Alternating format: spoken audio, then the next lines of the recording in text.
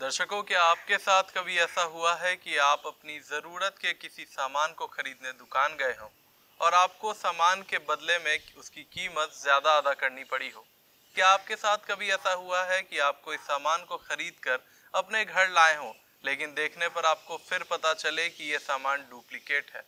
क्या आपके साथ कभी ऐसा हुआ है कि आप अपने किसी खराब सामान को रिटर्न करने गए हों, रिप्लेस करने गए हों, और जो विक्रेता है, जो व्यापारी है, उसे लेने से मना कर दे?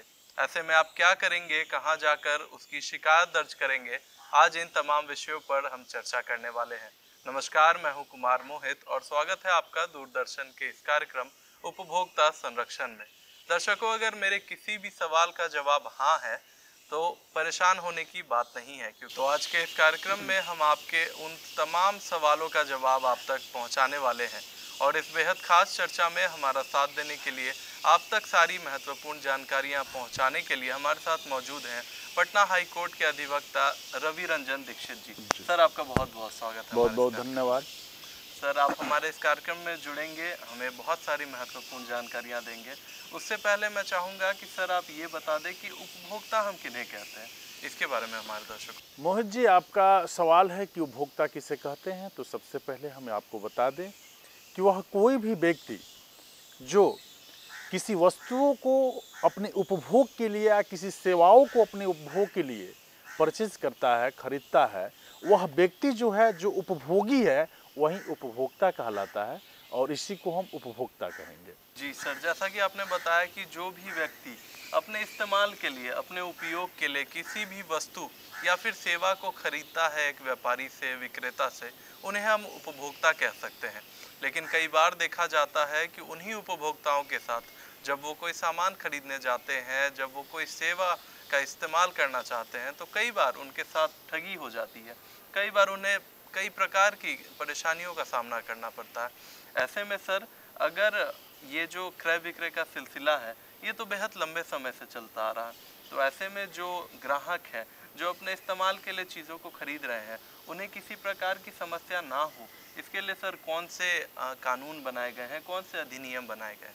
देखिए, उपभोक्ता के संरक्षण के लिए हमारे यहाँ भारत में उपभोक्ता संरक्षण अधिनियम 2019 को बनाया गया है। उपभोक्ता संरक्षण अधिनियम इसके पहले 1986 से लागू हुआ था।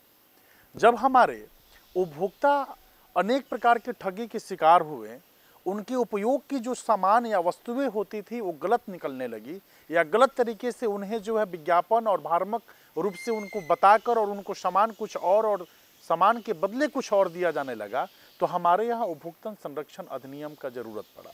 उपभोक्ता संरक्षण अधिनियम जो है वो सबसे पहले 1986 में पास हुआ था, लेकिन अभी के दौर में अनेक प्रकार के उसमें अमेंडमेंट किया गया और उपभोक्ता संरक्षण अधिनियम 2019 हमारे उपभोक्ताओं के हितों को देखते हुए हमारे यहाँ एक लॉ बनाया गया है, जिसके तहत हमारे यहाँ 6 प्रकार से उपभोक्ताओं को जो है इसमें सुविधा दी गई है। उन्हें सामान को चुनने का, उनको सामान जो है सुनवाई का अधिकार है कि अगर हमारा गलत सामान हो गया तो उसका सुनवाई कैसे होगा, उनके वस्तुओं की सुरक्षा का अधिकार उन्हें दिया गया है। इसके साथ साथ उपभोक्ता का जो भी सामान है उसके निवारण का अधिकार दिया गया है, उनके संरक्षण का अधिकार दिया गया है। तो इस प्रकार से उपभोक्ता संरक्षण अधिनियम हमें 6 प्रकार का राइट्स देता है, जिससे हम ठगी के शिकार से बच सकें। जी, जैसा कि आपने बताया, दर्शकों, जैसा कि आपने सुना कि उपभोक्ता होने के नाते उपभोक्ता संरक्षण अधिनियम लाया गया हमारे देश में, जिसके तहत 6 प्रकार के अधिकार जो हैं वो लोगों को दिए गए, ताकि वो अपने किसी भी सामान को, सेवा को, उनके पास चुनने का अधिकार है, उनके पास अपने हितों की रक्षा करने का अधिकार है, और तब जाकर वो एक समझदार और सुरक्षित उपभोक्ता बन सकते हैं। ऐसे में लेकिन कई बार लोगों की नज़रअंदाज करने के कारण, लोगों का इन चीज़ों को कैजुअली लेने के कारण उन्हें कई प्रकार की समस्याओं का सामना करना पड़ता है।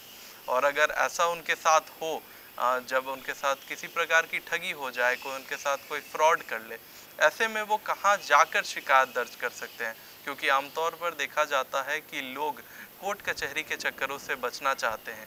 कई बार ऐसा होता है कि उनके साथ कुछ गलत हो भी जाए तो भी वो उसके शिकायत को दर्ज करने से बचते हैं।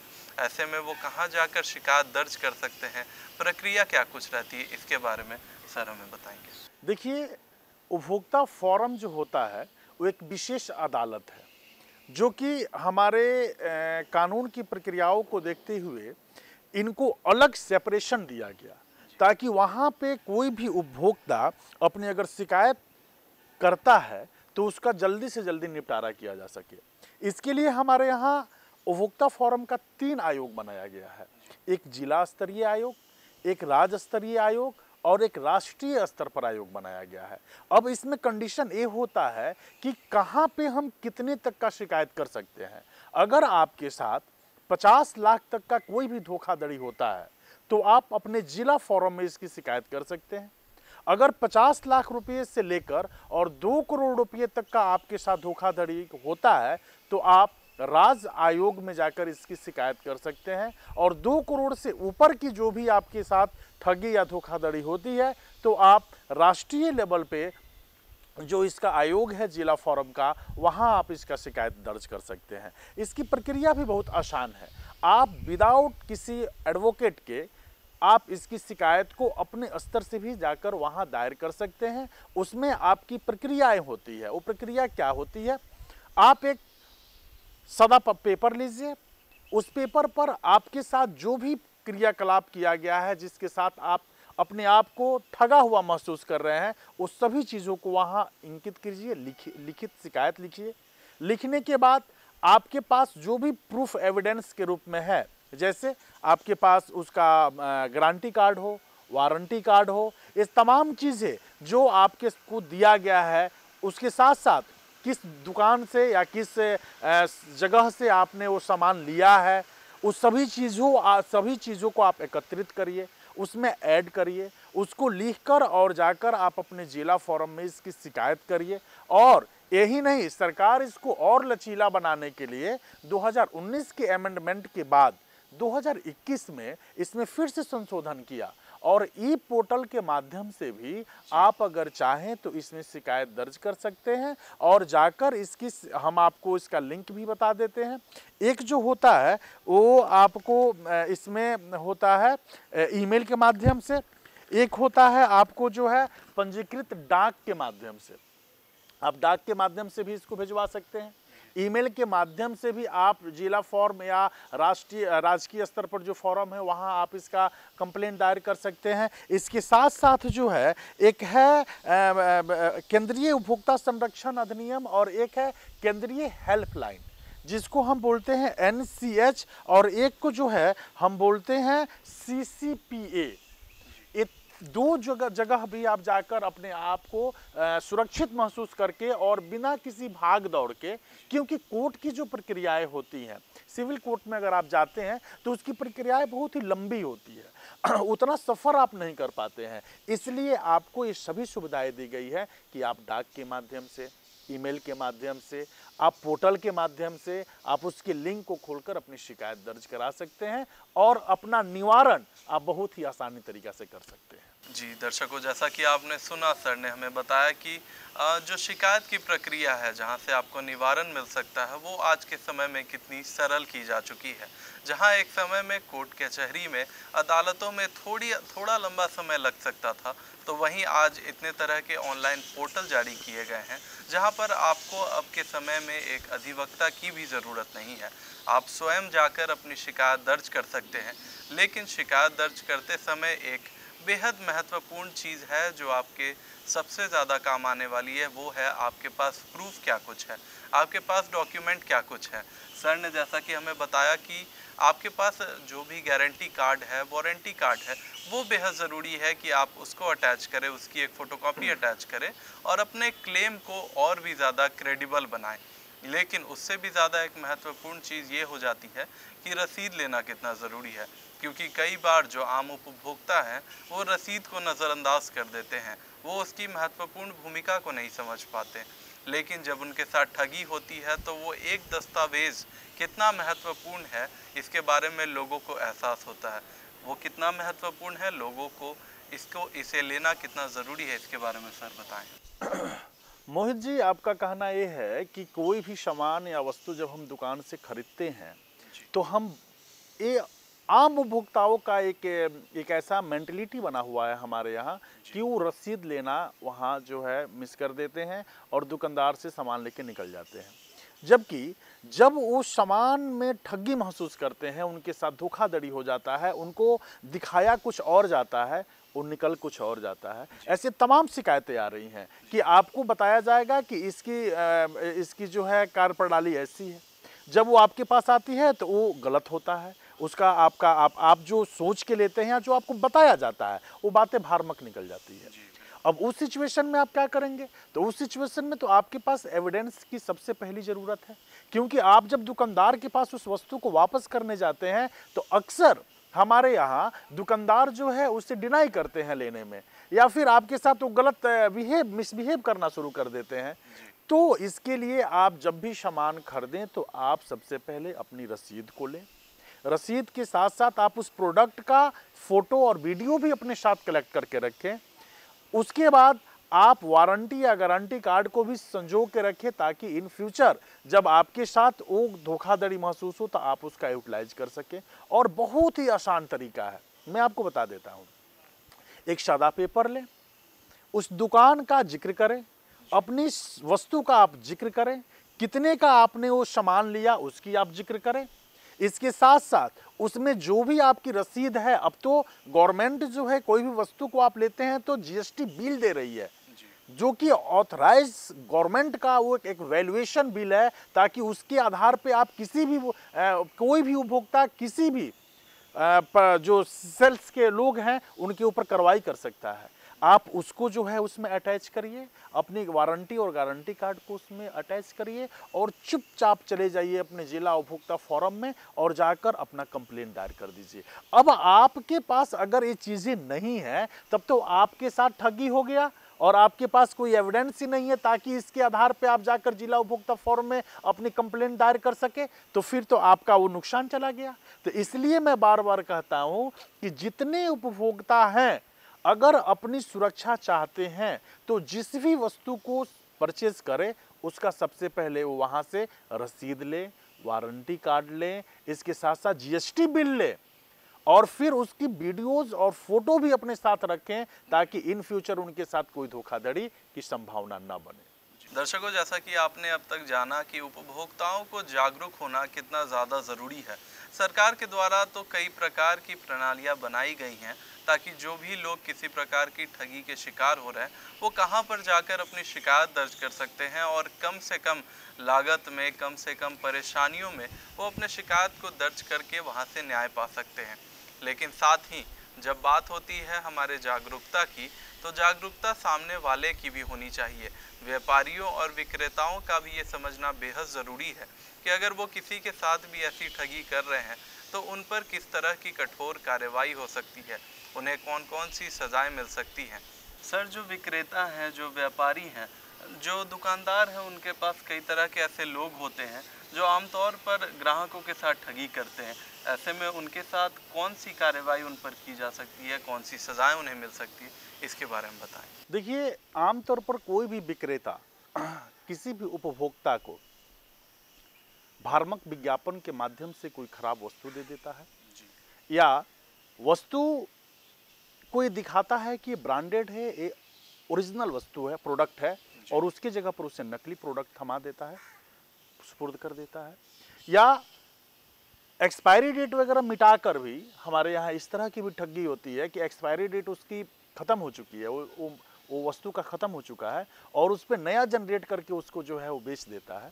इस तरह का कोई भी ठगी अगर वो करता है और ये साबित हो जाती है तो सर्वप्रथम पहली बार उन्हें 2 साल तक की सज़ा या लगभग 10 लाख रुपए तक की जुर्माना उन्हें हो सकती है। लेकिन अगर यही प्रक्रिया को फिर दोहराते हैं और अगले बार इस तरह की काम वो करते हैं तो उन्हें 5 साल तक की सज़ा और लगभग 50 लाख रुपए तक की जुर्माना हो सकती है। अब इसमें क्या कंडीशन है कि इसके साथ साथ बहुत सारे ऐसे बनाए जाते हैं सिस्टम कि इसमें उत्पाद को अगर वापस ले लेता है या फिर उसमें जो है ग्राहक जो होते हैं उनको मुआवजा दे देता है, तब तो वो अपने आप को सिर्फ बचा सकता है। लेकिन इसमें 406, 420 आईपीसी की धाराएं, इसमें भी मुकदमाएं दर्ज हो जाती हैं और 420 की अगर केसेज उनके ऊपर हो जाती है तो उनको 7 साल तक की सजा भी इसमें हो सकती है। दर्शकों, जैसा कि सर ने बताया कि किसी भी व्यापारी या विक्रेता के द्वारा ऐसा किया जाता है तो उन पर कई प्रकार की सजाएं हो सकती हैं। शुरुआत के समय में तो उन पर मात्र 2 लाख रुपए का जुर्माना लग सकता है, लेकिन आने वाले समय में अगर वो अपनी इसी प्रक्रिया को दोहराते हैं, किसी और के साथ ठगी करते हैं, तो वो जो सज़ा है वो बहुत ज़्यादा बढ़ सकती है। ऐसे में जब हम विक्रेताओं की बात करते हैं, उपभोक्ताओं की बात करते हैं, तो ये काफ़ी लंबे समय से चलता आ रहा है। लेकिन हाल के दिनों में, बीते कुछ सालों में अगर हम देखें तो लोग ऑनलाइन मार्केट की तरफ शिफ्ट हो रहे हैं। जहां एक समय में लोग खुद से बाज़ार जाकर चीज़ों को देख परख कर खरीदा करते थे, उनका इस्तेमाल किया करते थे, तो वहीं आज देखा जाता है कि लोग ऑनलाइन शॉपिंग की ओर ज़्यादा निर्भर कर रहे हैं। ऐसे में लोग जब ऑनलाइन शॉपिंग की तरफ जा रहे हैं तो ठगों का भी रुझान ऑनलाइन शॉपिंग की तरफ बढ़ता जा रहा है और ठगी के जो मामले हैं वो लगातार बढ़ते जा रहे हैं। ऐसे में ऑनलाइन शॉपिंग करते समय लोगों को किन बात का ध्यान रखना चाहिए, कैसे वो अपने पैसों को, अपने हितों को सुरक्षित रख सकते हैं, इसके बारे में सर हमारे दर्शकों को बताएं। देखिए, आज की जो न्यू जनरेशन है वो सबसे ज़्यादा ऑनलाइन शॉपिंग पे बिलीव करती है और हमारे यहाँ ऑनलाइन से बहुत सारे ऑनलाइन का पोर्टल बना हुआ है। तो कभी भी सबसे पहले हम अगर कोई भी वस्तु ऑनलाइन खरीदते हैं तो उस पोर्टल की मानक की जांच करें। उसमें रेटिंग आजकल दिया जाता है कि इतना इसका रेटिंग है, इसके आधार पर उसका फीडबैक भी शो करता है हर जगह, जिससे फीडबैक भी आप पता कर सकते हैं कि कोई प्रोडक्ट को हम खरीद रहे हैं तो इसकी क्या फीडबैक ग्राहकों के द्वारा दिया गया है। और मानक जो हमारे यहाँ प्लेटफॉर्म बने हुए हैं ऑनलाइन शॉपिंग का, वहीं से आप ऑनलाइन शॉपिंग करें, नहीं तो आपके साथ धोखाधड़ी हो सकता है। अब हम आते हैं कि अब इतने ज़्यादा जब ऑनलाइन शॉपिंग का विस्तार हमारे यहाँ हुआ तो इसके लिए हमारे यहाँ आईटी एक्ट 2000 में बनाया गया, क्योंकि 2000 के पहले, सन 2000 के पहले इस तरह के प्रचलन हमारे यहाँ नहीं चालू था कि हमारे यहाँ जो है शॉपिंग ऑनलाइन हो। तो जब ऑनलाइन शॉपिंग होने लगी और इसमें धोखाधड़ी होने लगा तो आईटी एक्ट 2000 में हमारे यहाँ बनाया गया, सन 2000 में। और कोई भी प्रकार का ऑनलाइन ठगी होता है तो इसमें जो है 66D का जो है एक धारा है, जिसके तहत उस कंपनी पे या उस पोर्टल पे या उस जहां से आप सामान ऑनलाइन परचेज कर रहे हैं उसके वेबसाइट पे आपका जो है कानूनी रूप से कार्रवाई किया जा सकता है। आईटी एक्ट तो 2000 के 66D में ये जो है किया गया है इसका प्रोविज़न, ताकि आप उसके ऊपर कार्रवाई कर सके और ऑनलाइन ठगी से आप बच सके। लेकिन मैं दर्शकों को ये बार बार कहता हूं कि कभी भी आप मानक पोर्टल से, मानक वेबसाइट से अपनी खरीदारी करें और आप रेटिंग के साथ साथ वहां दर्शक जो भी यहाँ उपभोक्ता हैं उनका आप जो है एक बार ये जरूर देखिए फीडबैक कि हमारे इस प्रोडक्ट का क्या फीडबैक है, ताकि आप ऑनलाइन ठगी से बच सके। दर्शकों, जैसा कि आपने जाना कि आप कहीं पर से भी सामान खरीद रहे हो, चाहे वो आपके आसपास का आम लोकल मार्केट हो या फिर ऑनलाइन शॉपिंग आप कर रहे हो, ये बेहद ज़रूरी है कि आप किसी ऑथेंटिक जगह से ही उस सामान की खरीदारी करें। आप जहां से खरीद रहे हैं वो ज़रूर आप चेक कर लें कि जो विक्रेता है वो रजिस्टर्ड विक्रेता हो, वो एक ऑथेंटिक व्यापारी हो, तभी आप उसके यहाँ से सामान खरीदें। ऑथेंटिफिकेशन की जब हम बात करते हैं तो सरकार के द्वारा भी हर प्रोडक्ट पर हॉलमार्क या फिर किसी प्रकार का मानक चिन्ह तय किए गए हैं, जो कि ये सुनिश्चित करता है कि ये आम उपभोक्ताओं के इस्तेमाल के लिए पूरी तरह से सुरक्षित है। चाहे वो खाने पीने की चीज़ें हो, चाहे वो इलेक्ट्रॉनिक्स हो या फिर पहनने के लिए कोई आभूषण हो, हर तरह की चीज़ों पर किसी न किसी प्रकार के मानक चिन्ह तय किए जाते हैं। अब आम जनता कई बार इन चीज़ों को, इन स्टैम्प्स को समझ नहीं पाती है और उनके अंदर कन्फ्यूजन होती है कि इनका क्या मतलब होता है। ऐसे में उन मानक चिन्हों का क्या अर्थ है और वो क्या कुछ बताते हैं, इसके बारे में सर हमें बताएंगे। देखिए, कोई भी हमारे यहाँ प्रोडक्ट है, चाहे खाने पीने की सामग्री हो या फिर आप किसी भी प्रकार के ज्वेलरी का प्रोडक्ट लेते हैं, इलेक्ट्रिक प्रोडक्ट लेते हैं, इस सभी चीज़ों पर भारत सरकार जो है एक मानक तय करती है, जो हॉलमार्क के माध्यम से उसको प्रदर्शित किया जाता है।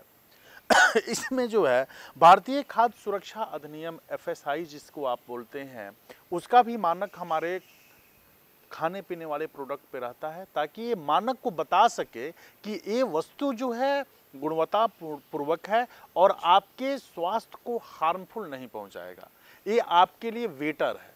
इसके साथ साथ ISO 9001 एक मार्क्स है जिसको आप देखते होंगे हॉल मार्क के रूप में हमारे यहाँ रजिस्टर्ड किया जाता है किसी प्रोडक्ट पे।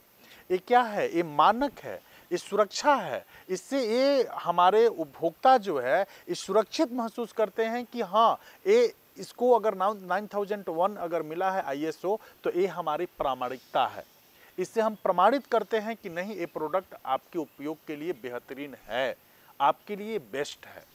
इसी तरह आप देखते हैं कि ISI मार्क्स होता है जो कि एक क्या है, वो मानक है, आपकी विश्वसनीयता की मानक है। हमारे कोई भी उपभोक्ता ठगी की शिकार ना हो, इसके लिए हमारे यहाँ बहुत सारे ऐसे चीज़ों को किया गया ताकि आप अपनी आंखों से उसे देख सके, और वो सभी चीज़ें को वहीं पे रखा जाता है। जैसे आप आभूषण लेते हैं, वहाँ भी आप देखते होंगे कि हॉलमार्क रहता है।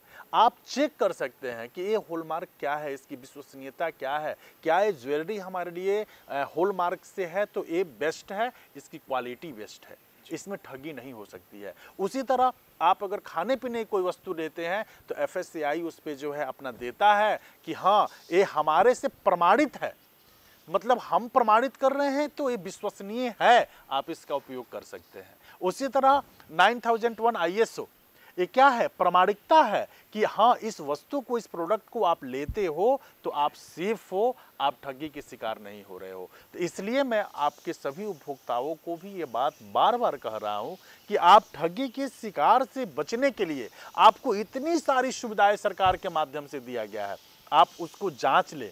आप जाएं तो सबसे पहले किसी वस्तु को ले तो आप उसकी एक्सपायरी डेट, अगर खाने की वस्तु है तो FSCI ने इसको जो है प्रमाणित किया है कि नहीं, तब आप उसकी विश्वसनीयता को परखें। अगर आप कोई इलेक्ट्रिक के सामान या कोई भी ऐसा वस्तु परचेज करते हैं तो ISO 9001 से प्रमाणित है कि नहीं, ये सब चीज़ें आप देखें ताकि आप ठगी के शिकार होने से बचें। और ये आपकी सोच भी मोहित जी इसी आधार पर आती है कि किसी तरह उपभोक्ताओं को हम संरक्षित करें।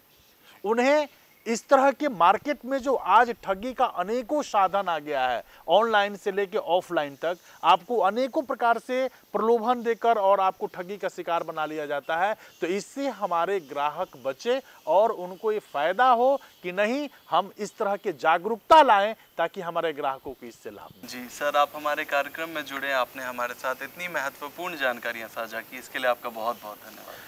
बहुत बहुत धन्यवाद आपको भी। और मैं फिर से आपके चैनल के माध्यम से, हमारे DD न्यूज़ के माध्यम से जितने लोग इस प्रोग्राम को देख रहे हैं, उन्हें मैं यही अपील करूंगा कि आप संरक्षित रहें, अपने अधिकारों को जानें। आप मार्केट में जो चल रही अनेक प्रकार की ठगी प्रणाली है उससे आप सुरक्षित रहें, और कोई भी चीज़ मानक के अनुसार मार्केट से आप खरीदें ताकि आप भी जो है इस धोखाधड़ी और ठगी से बच सकें।